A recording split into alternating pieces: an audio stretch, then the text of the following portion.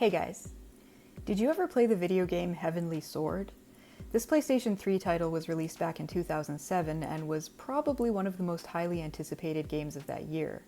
The trailer made the gameplay look fast and frenetic, it starred a protagonist with long, streaming, iconic red hair, and they even show part of the main character's butt in the trailer. Because feminism, I guess.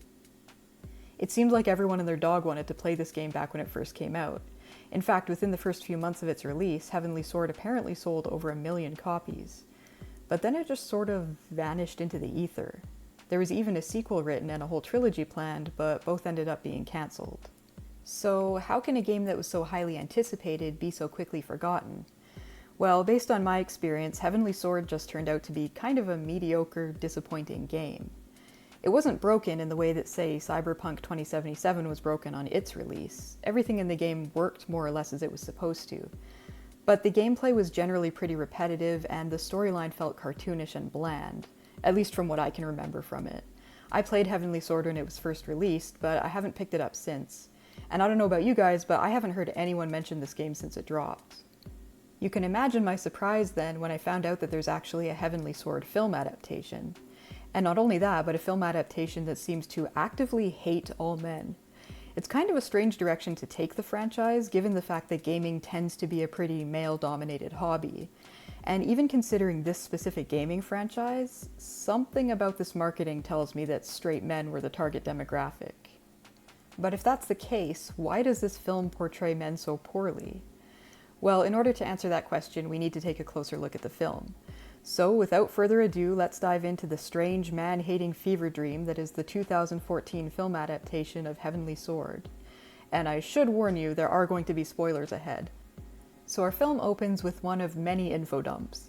A narrator tells us that sometime in the ancient past, a man called the Raven Lord rose up among his people to spread war and destruction across the land. But just when all seemed lost, a warrior appeared from the heavens wielding, you guessed it, a heavenly sword. The warrior managed to defeat the Raven Lord, but after the battle was over, he vanished, leaving only the sword behind. Soon the survivors began fighting and killing one another to possess the blade, and so a clan of nomadic warriors rose up to safeguard it. Fast forward to the present, where we see a one-dimensional bully character picking on a young girl, since that's all one-dimensional bully characters live for. Our protagonist, Nariko, shows up to defend the kid. She's able to make short work of the bully because she's a strong, independent woman and she don't need no man. Also, she's a walking cliche. But just before Nariko defeats him, the bully starts wanking on about a great war that's coming and telling Nariko that the clan will lose because of her. These fools think you're special. Our special failure. The Great War will come and we will fall because of you, Nariko. The prophet said a savior was coming, and we got you. You're a curse upon the clan. Eventually, an old man named Prophet Takashi shows up to break up the fight. And about 3 seconds later, Nariko's father, the clan leader, also shows up. Keep in mind, it's only been about a minute since the movie started, not including the initial flashback sequence outlining the origins of the Heavenly Sword. And already we've been introduced to Nariko, the young bullying victim, whose name is Kai, the bully himself, Prophet Takashi, and Nariko's father. About every 10 or 20 seconds, the film will just throw another character at us, barely bothering to establish who they are or what their connection is to anyone else. Anyway, Nariko, her father, and Prophet Takashi retire to a second location where Nariko has an inner monologue about the fact that the bully was right about her and that she's her father's greatest disappointment. And just in case we don't get it yet, Prophet Takashi starts trying to plead Nariko's case, telling her father that she may not be the failure he thinks she is. Her father, whose name is Shen by the way, obviously isn't buying it and responds by stating that Nariko is not the chosen one. So guys, I don't know about you, but I'm starting to get the impression that Nariko's father might not think too highly of her. Call me crazy. A little later on, the plot shows up in the form of an attack on the clan. Nariko manages to fight off some of the invaders, and she even ends up saving the bully character because a strong woman can only be a strong woman if she's outperforming the men around her in every possible way. After a long and boring fight sequence, the intruders are defeated, but Shen reveals to Nariko that that was just the first wave. As it turns out, all the forces of Mordor or whatever are gathering at the city gates. Shen then gives us our second info dump, this time outlining the backstory of our antagonist, a king named Bohan. Long story short, Bohan is evil and he wants the Heavenly Sword, which is being guarded by Nariko's clan. Bohan's forces are obviously far too much for them to handle, so Shen entrusts the Heavenly Sword to Nariko and instructs her not to let Bohan get his hands on it. He then reveals that he's planning to use the rest of the clan as bait to lure Bohan's forces away, giving Nariko the chance to slip away and I guess find a safe place to stash the sword. Nariko initially doesn't want to go along with her father's plan, but realizing that she has no choice, she takes the sword and flees. Unfortunately, in the literal 2.5 minutes that it took Shen to convince her, Bohan's forces have pretty much decimated the clan, leaving nothing but smoldering ruins in their wake. At least Nariko manages to sneak away unseen though, right? Well, no, actually. She gets herself spotted pretty much immediately. Worse still, as she rushes to escape, she ends up running straight into Bohan and his army. So, way to go, Nariko. Bohan, of course, tries to get the sword from her, revealing that he already killed her father off-screen. This exchange ensues. Do you want to suffer as your father suffered? As your sister suffered? I don't have a sister. You did. That little paint-faced idiot. Kai. Oh my gosh, you guys. Remember Kai? From the beginning of the movie? Who would have guessed that this character we know nothing about would be the sister of our protagonist? Who we also know nothing about. Plot twist, I guess? Alright, anyway, we now get our third info dump as Bohan pretty much outlines Shen's entire backstory. Apparently, after Nariko was born, her father was so disappointed that he disappeared for several months, traveling the land and hooking up with any woman he could, hoping to produce a son. He even went so far as to take women by force when necessary. But since all of his children turned out to be dirty, smelly girls, he refused to accept any of them. So, Father of the Year, basically. Bohan tells Nariko that a son was actually conceived by one of the women her father forced himself upon, but that she faked her own death and hid the child away in a fishing village. Bohan announces that he's come to collect the Heavenly Sword because some vague legend states that only the Chosen One wielding the blade will have the power to defeat him, and he believes that Shen's secret son might be that Chosen One. And if there's one thing I think we can all agree on, it's that Nariko definitely isn't the Chosen One, and she totally isn't going to defeat Bohan in the end. Alright, so once the exposition is over, Bohan demands that Nariko give him the Heavenly Sword. When it becomes clear that she has no intention to do so, he orders his men to kill her. And in a move that's actually kind of badass, rather than trying to fight Bohan's army, Nariko turns around and throws herself off the edge of a nearby cliff, determined to keep the sword away from Bohan, even at the cost of her life. We then get our fourth info dump as the narrator suddenly cuts in and starts giving us Nariko's backstory. As it turns out, the Chosen One was supposed to be born during something called the Year of the Fire Horse. Nariko was born at the appointed time, but ew, we can't have a girl be the Chosen One. So ever since that day, Shen never forgave Nariko for being born with an innie instead of an outie, and I guess just spent every waking moment reminding her of what a disappointment she is. And as a woman, I am really not a fan of these types of stories. I'm not offended by the misogyny of this dumb fictional clan, but I am offended by how predictable stories like this always turn out to be. When the only thing that Nariko's people have against her is her gender, that just makes the entire story so predictable moving forward. It's painfully obvious to anyone with half a brain that Nariko is the Chosen One. So now we, the audience, have to spend the rest of the movie waiting for Nariko and the characters around her to catch up with us and realize who and what she is. There's no mystery to it, and while I do appreciate the filmmakers' efforts to be, I guess, inclusive, the rah-rah girl power angle just feels pandering and heavy-handed in this case. The last thing we learned from the info dump is that Prophet Takashi saw potential in Nariko from a young age and trained her in combat behind her father's back. Given their history, you might think that there's a strong bond between Nariko and Takashi since they spent years as master and apprentice. But throughout the film, we never see any evidence of a close relationship. In fact, at the beginning of the film, when the bully character was picking on Kai, Prophet Takashi didn't even give Nariko the benefit of the doubt when he found her clashing with the bully. What is all this? Prophet Takashi! She's mad! She attacked us for no reason! It was them. They attacked Kai. He had a dagger. What dagger? And that's the longest exchange that we ever see between Takashi and Nariko. For the rest of the film, I don't think that these characters share any more than a sentence or two of dialogue. And that does actually make sense, given that Takashi is a man. If there's one thing we learn from Heavenly Sword, it's that all men are bullies or grapists or otherwise scum. Anyway, back to the plot. As it turns out, Nariko survived the leap from the cliff since a conveniently placed river broke her fall. And who should she meet but Kai? Remember Kai? Apparently she survived after all. And I guess this is meant to be a heartfelt moment, but again, we barely know anything about the character. Add this to the fact that Kai's entire shtick is basically doing a bargain bin Gollum impression, and I honestly could not care less whether she survived or not. But the movie thinks we should care, so the two characters have an emotional reunion. Kai reveals that she already knew they were sisters, and the pair discuss what Bohan said about Shen's son. Hoping that their long-lost brother will prove to be the chosen one, they decide to head out and look for him. Fortunately for them, Bohan also conveniently mentioned exactly where Shen's secret son is living. Before they're able to start out, though, they notice one of Bohan's scouts spying on them.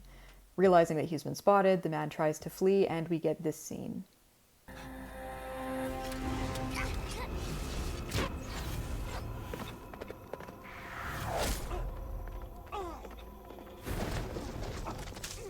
And I just have to ask, was the flip kick necessary? Did it add something to her aim? Well, no time to dwell on that, because next we get this exchange. Kai, I knew you were good, but how did you... Noriko, shh. Don't tell nobody. But Kai likes to make blood. Great, so she's a bloodthirsty sociopath. But don't worry guys, she's a girl, so this is actually quirky and endearing, or something. Anyway, Nariko and Kai head out to find their brother, and when they come upon his village, they see Bohan's men already laying waste to it. The pair make short work of the soldiers, and even manage to find the quote-unquote chosen one's mother.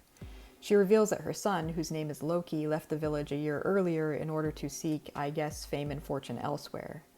This part of the film gets kind of confusing because the characters just start discussing a woman named General Whiptail as though they and the audience know all about her. Based on the dialogue, you're able to infer that Whiptail is in command of the men who attack the village, but it's just an awkward way to introduce the character. Doubly so, considering the fact that as far as we know, neither Nariko nor Kai has ever heard of this woman before now. Loki's mother tells our protagonists where to find her son, but as it turns out, Whiptail herself appears and reveals that she's heard the whole thing. And I just have to say, it's nice to finally see a woman in a fantasy story who's wearing a practical set of armor. There is, of course, a long, boring fight sequence afterward that's completely devoid of tension. Whiptail is, I guess, some kind of fish lady, but I'm not sure why. Like, is there an entire race of fish people in this universe, or is she special for some reason? Naturally, this is never explained. She's just a fish lady with some vague water-related abilities, and nobody seems to question it. I guess none of it really matters anyway, since Nariko defeats her in pretty short order. I should point out that all this time Nariko's been using the Heavenly Sword in combat. Throughout the film, we've heard various characters refer to the blade as cursed, but the nature of the curse hasn't really been explained. After the battle with Whiptail, Kai begins questioning whether or not the weapon is really that bad, but Nariko explains to her that every time she uses it, she can feel the sword tearing her soul apart. She states that anyone who wields the Heavenly Sword will eventually be killed by it. The two sisters then make their way to the Fires of Mordor or whatever and sneak inside. And this part is also kind of confusing. Loki's mother told Nariko and Kai that Loki headed to a kingdom, quote, to the northeast, to work for a foreign king. The reason she's so vague about where he went was that the filmmakers wanted it to be a huge plot twist when Nariko and Kai realize that they've broken into Bohan's stronghold. But the plot twist is completely unnecessary, and it just makes you wonder how unobservant these two are to have broken into a fiery fortress without even verifying where they are. Plus, I mean, look at this place. Everything about it just screams Dark Lord's lair. Anyway, shortly after realizing where they are, Nariko and Kai catch sight of their father, who is apparently still alive and being held prisoner along with the rest of their clan. The two sisters manage to free him, but he immediately starts scolding Nariko for bringing the sword into Bohan's lair. The framing of the scene makes it seem like Shen is being a jerk, but honestly, he's not wrong. After all, it's not like Nariko and Kai took some kind of calculated risk in coming to Bohan's stronghold. As we just saw from the plot twist, they had no idea where they were until a few minutes ago. But I guess we're supposed to forget that our strong female protagonist just bumbled into the lair of the one man she's been tasked with keeping the sword away from. There's a whole long exchange between Nariko, Kai, and Shen, which basically amounts to Nariko lecturing Shen about how great she and Kai are and what a waste of space Shen is. Little brother is here. What is she talking about? The chosen one. All your hard work paid off. You had a son. He knows nothing of his destiny. I have a son. So there is hope. Yes. Thanks to the daughter you ignored and the daughter you rejected. But don't you worry, Father. We'll deliver the sword you worship to the clueless son you never knew existed. I was doing the right thing. For the clan. For the world. And I won't apologize for the choices I made. Especially not to... Your worthless daughters? And immediately after saying he won't apologize, Shen pulls a complete 180, telling the pair he's sorry and begging for their forgiveness. The trio then share a heartfelt embrace as Shen finally accepts his two daughters. Since he's on the verge of death, Nariko uses the power of the Heavenly Sword to save him because that's apparently, and conveniently, something she can do. They manage to save the rest of the clan, and while their people escape, Nariko and Kai delve deeper into the stronghold in search of Loki. They find him already in the clutches of Bohan's henchmen, but he manages to break free in a stunning act of competence never to be repeated by another man in the film. Nariko and Kai jump in to help him out, and another long and boring fight sequence ensues. Once it's over, Nariko and Kai approach Loki to inform him of his destiny as a chosen one.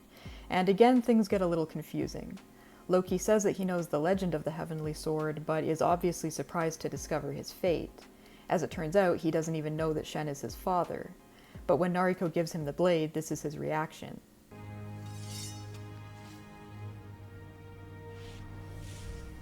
All my life, I have dreamed this very moment, but never thought it could be real.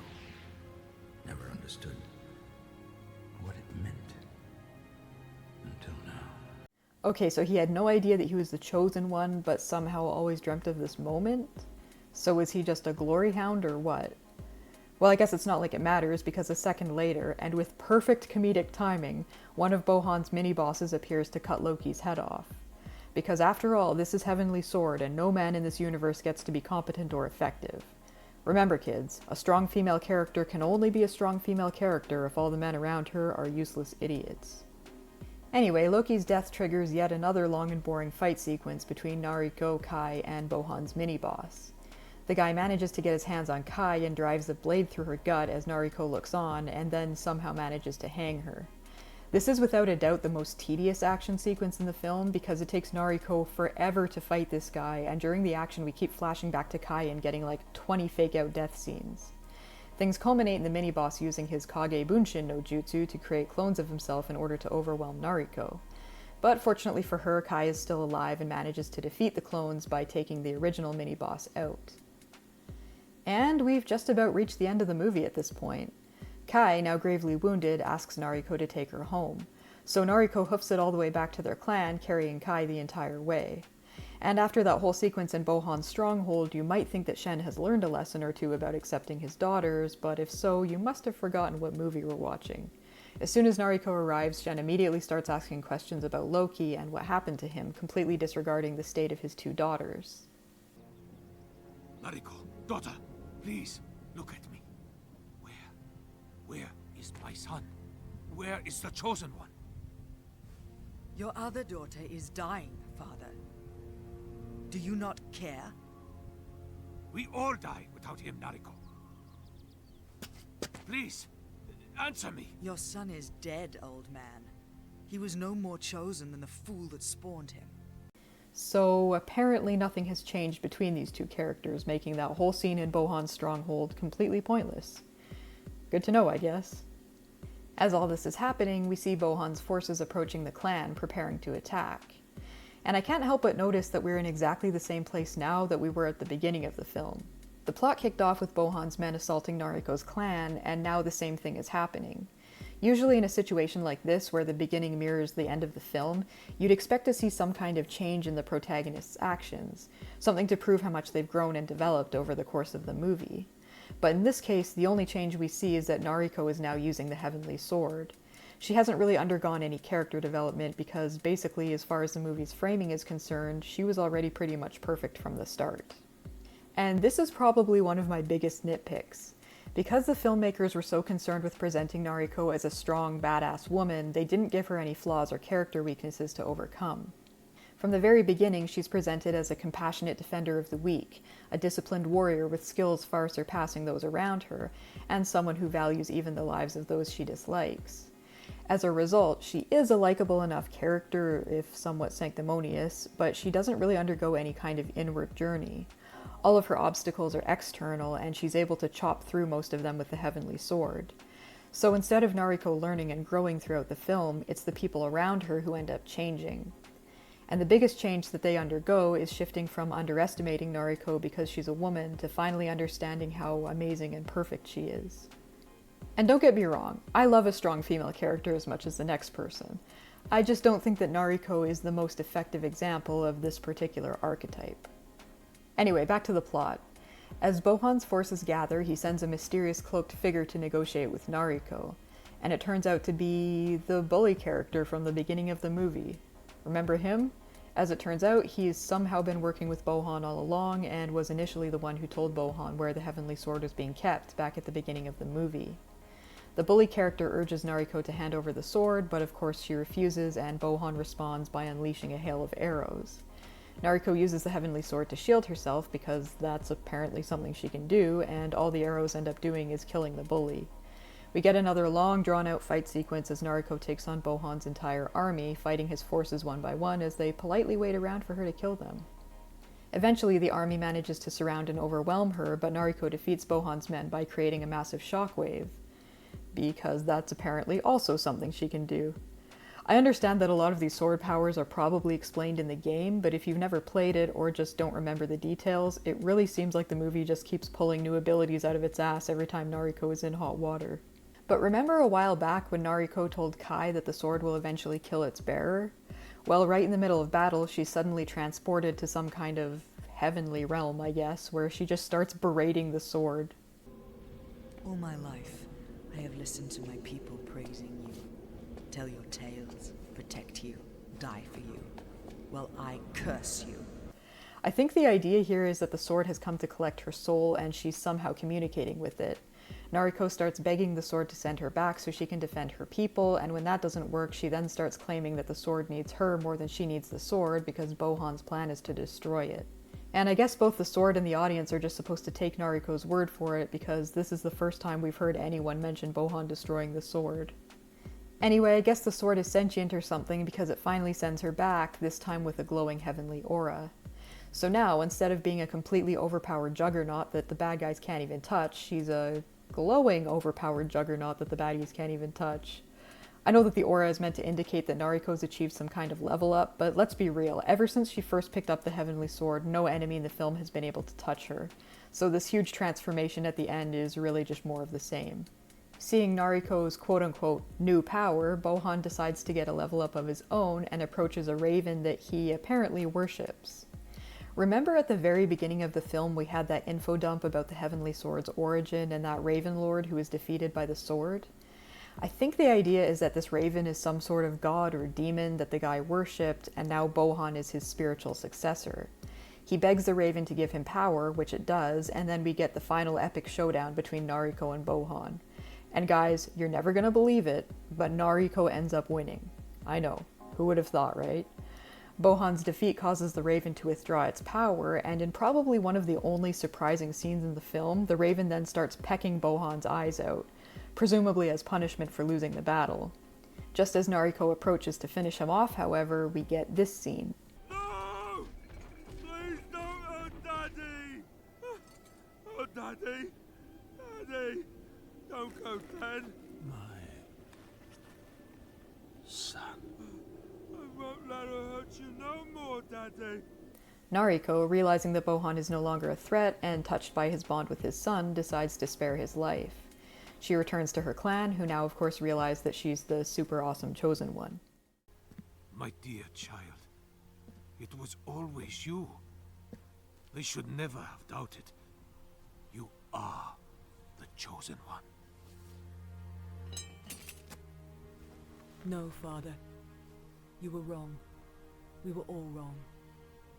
The sword did not choose me. I chose the sword. What? What does that even mean? Didn't Bohan also choose the sword? Isn't that kind of the whole problem, that the sword needs to be kept safe because too many people are after it? Whatever, I don't really care. The movie is pretty much over at this point. Nariko uses her special Chosen One powers to heal Kai and save her life, but unfortunately this final act ends up killing Nariko. She and Kai have a tearful farewell, and the movie comes to a close with Nariko's funeral. Her body is sent off down a river Viking style while all of her people watch, mourning and recognizing just how special and awesome she was all along. And roll credits. Okay, so final thoughts on the film. Honestly, it wasn't all bad. I did really like the themes of family and especially sisterhood that the film presents. I also appreciate the fact that the filmmakers made an effort to round out Nariko's character and make her strong in a number of different ways. Yes, she can kick ass in battle, but she's also compassionate, humble, justice-seeking, and self-sacrificing. She has as much inner strength as outer strength. In fact, one of my favorite scenes in the film was right at the end when Nariko chooses to have mercy on Bohan and spare his life. It shows that she's capable of extending empathy even toward her enemies, which is a pretty rare quality. But Nariko's strength is also kind of her greatest weakness. As I mentioned before, she doesn't really have any character flaws to overcome or any kind of inner journey that changes her throughout the film. She's the same person at the beginning of the movie as she is at the end, and that ends up making her kind of boring overall. And then there are the men. Oh boy, let's see who we've got here. There's Shen, who's a confirmed rapist and who refuses to forgive his daughters for being born girls. There's the bully character, who on top of being a one-dimensional bully ends up being a cowardly traitor as well. We've got Loki, whose only purpose in the film was to be a red herring, and of course Bohan, who's the stereotypical evil Dark Lord. The only male character who comes across as somewhat decent is Prophet Takashi, but he's so underdeveloped that you'll forget he exists most of the time. And I don't know what was going on behind the scenes, so I can't say exactly why the men in this film come across so poorly. It could be that someone involved in this project had some kind of axe to grind with the guys and it came out in the final cut of the film. But honestly, I don't get the sense that there was any real malice on the part of the filmmakers. I think where the problem comes in is that most of these characters are meant to operate as foils to Nariko.